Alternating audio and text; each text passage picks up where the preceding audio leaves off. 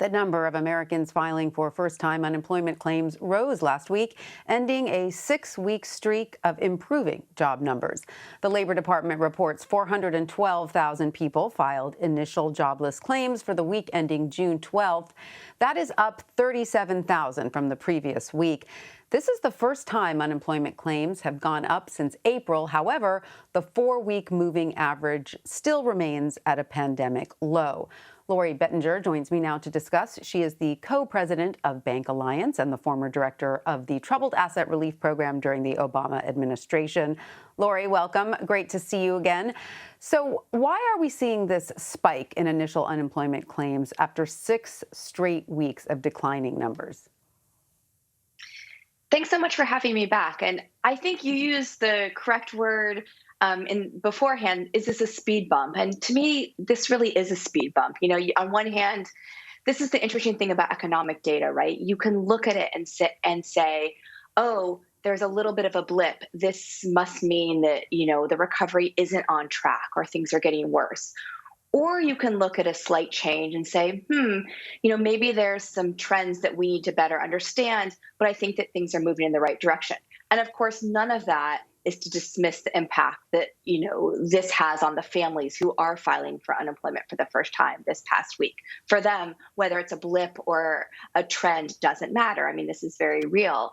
But when you dig into the data, and as we've seen today, as there's been a little bit more analysis, it looks like there might be only 2 states that are really driving this movement, away from the improvement we've seen in the past weeks. And when we look at the 4-week average, it's still improving.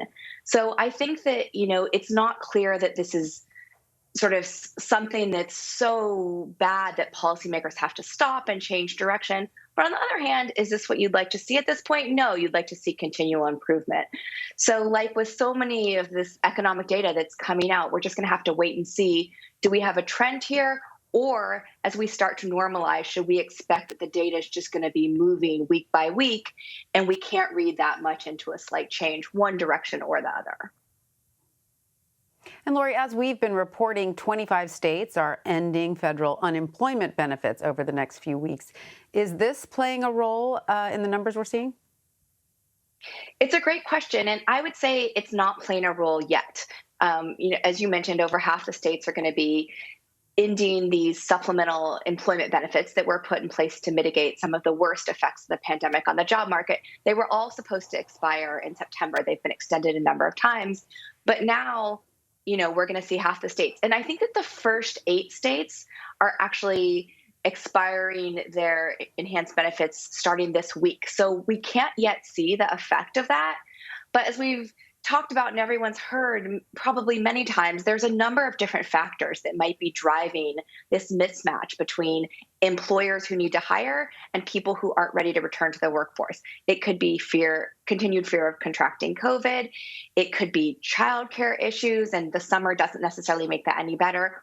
Or it could be that the supplemental unemployment benefits are enough to keep people out of the marketplace. So as these 8 states start to end their benefits, it'll be interesting to compare within those states what life looked like for the past few months versus what happens over the next weeks and months. But I think right now it's too early to tell how that's going to impact the job market.